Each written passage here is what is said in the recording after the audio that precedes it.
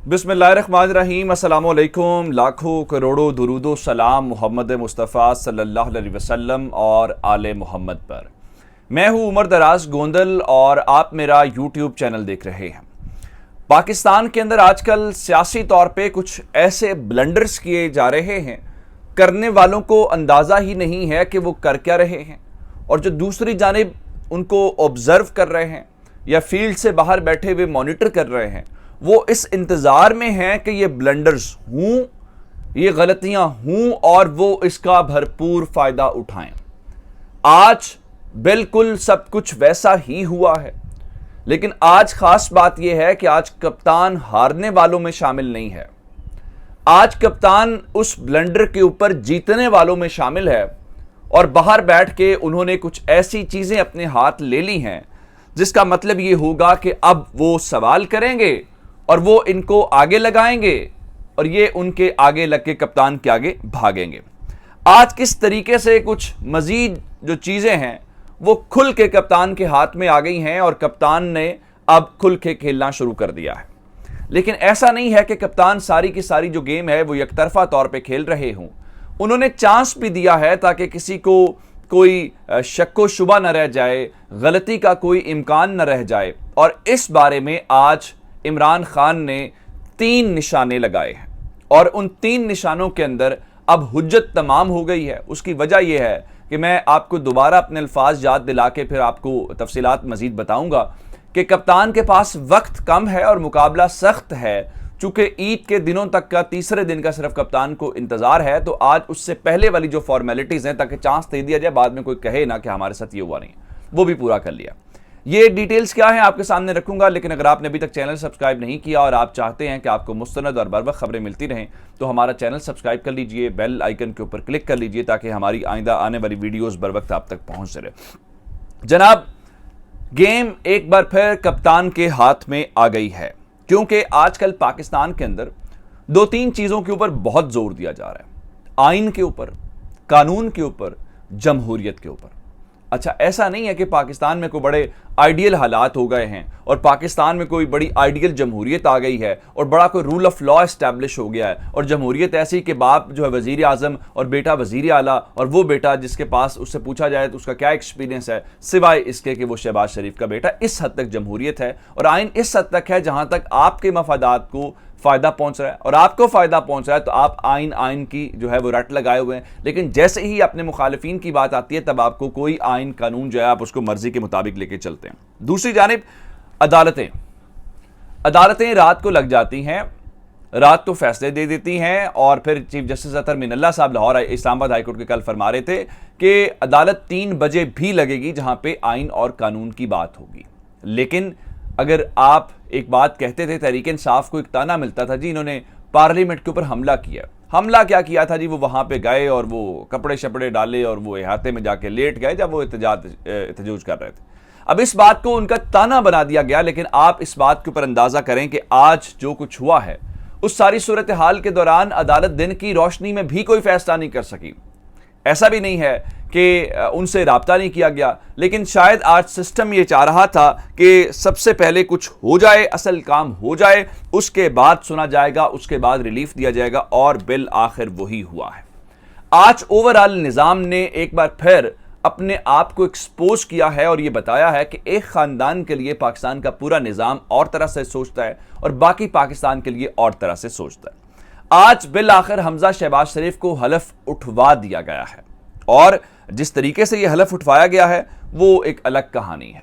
आज governor house के अंदर गवर्नर की इजाज़त के बगैर एक प्रोग्राम कंडक्ट किया गया। अब आप कहेंगे आइन और कानून की बात, तो सदर और गवर्नर का ऑफिस जो है वो आइनी ऑफिस होता है, लेकिन आज गवर्नर के मुताबिक गवर्नर हाउस के ऊपर कब्जा किया गया। उन्होंने सदर मुमलिकत से कांटेक्ट किया और उनसे ये कहा कि आप रेंजर्स को भेजें, लेकिन आज ना रेंजर्स आ सकी, आज ना पुलिस आ सकी और ना उन्होंने आना था। असल बात तो ये है, उसकी वजह क्या है?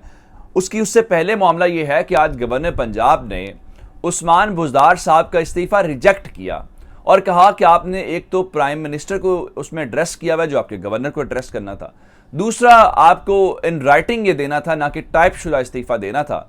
और उस इस्तीफे को जब उन्होंने मुस्तरद कर दिया तो उसके बाद जो पंजाब की साबिक वज़ीर आला या मौजूदा वज़ीर आला, ये भी एक नया तमाशा लग गया कि पंजाब में एक वज़ीर आला है या दो वज़ीर आला, वो भी बताता हूँ किस तरीके से। उन्होंने फौरी तौर पे पंजाब काबीना का इजलास बुलाया पंजाब असम्बली के अंदर, और बुज़दार काबीना ने एलामिया भी जारी किया और एलामिया के अंदर कहा कि अगर आपने हमजा शहबाज शरीफ को हलफ उठवा दिया तो इससे आईनी बहरान बढ़ जाएगा, कम नहीं होगा। लेकिन ये कोई बात नहीं सुनी गई। अब तो बाकायदा उस्मान बुज़दार को हटाने का नोटिफिकेशन जारी कर दिया गया है। आज के रोज़ ही जो हमजा शहबाज है उनके आने का हल्फ उठाने का और उनको वज़ीर आला अपॉइंट करने का नोटिफिकेशन कर दिया गया। उसकी वजह क्या है? लाहौर हाई कोर्ट से रुजू किया पाकिस्तान तहरीक इंसाफ ने और लाहौर हाई कोर्ट ने भी बात नहीं सुनी, प्रायोरिटी के ऊपर नहीं लेके आए। बाद में उन्होंने कहा अच्छा जी हो गया है, अच्छा जी हल्फ उठा लिया तो लार्जर बेंच तश्कील दे देते हैं। उधर इंट्रा कोर्ट के लिए सुप्रीम कोर्ट से रुजू किया और सुप्रीम कोर्ट ने भी उस मामले को जो है उस तरह से देखा, लेकिन बात बनी नहीं है। इसका मतलब क्या है?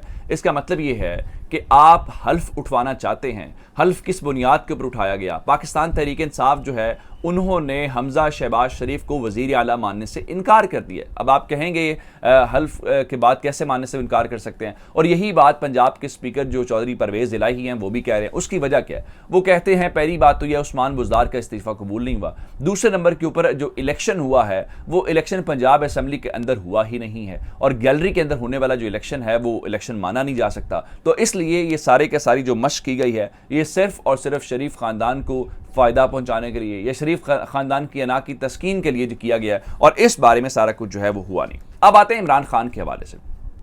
इमरान खान ने जनाब अब इमरान खान एक बार फिर वो जो अदालतों से सवाल करते हैं और फिर अदालतें कहते हैं जी आप लोगों का एतमाद हमारे ऊपर ख़त्म कर रहे हैं। अब इमरान खान दोबारा सवाल करेंगे और इन सवालों का जवाब किसी के पास नहीं होगा। अब अगली बात सुनिए कि सुप्रीम कोर्ट और हाई कोर्ट इस सारे मामले को छोड़ के इमरान खान ने क्या किया। आज इमरान खान ने 3 दरवाजे मजीद खटखटाए हैं, जिसको मैं ये समझता हूं कि इमरान खान ने सिस्टम को ओवरऑल आखिरी चांस दिया है और सिस्टम जो है वो आखिरी चांस देने के मूड में भी नजर नहीं आता।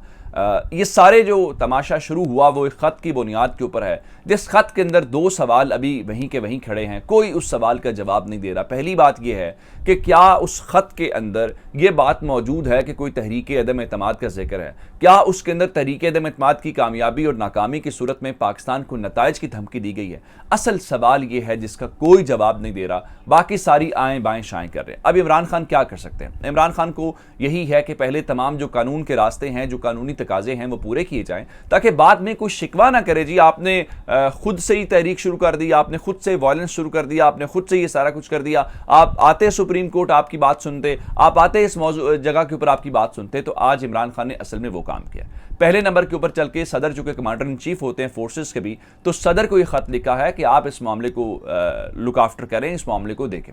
दूसरे नंबर के ऊपर चल के उन्होंने चीफ जस्टिस ऑफ पाकिस्तान को, चूंकि खत डिक्लासिफाई हो चुका है, जो काबीना का आखिरी इजलास इमरान खान ने किया था और उसके अंदर उन्होंने खत जो है वो चीफ जस्टिस के पास भी पहुंचाया था, तो चीफ जस्टिस को भी खत लिखा है कि मौजूद जज साहब आपके पास वो खत पहुंच चुका है, उस खत के जो कंटेंट्स हैं उसको आप देख सकते हैं, इसलिए आप उस खत के हवाले से फौरी तौर पे कोई फैसला करें और ताकि जो मामला है वो मंतकी अंजाम तक पहुंचे।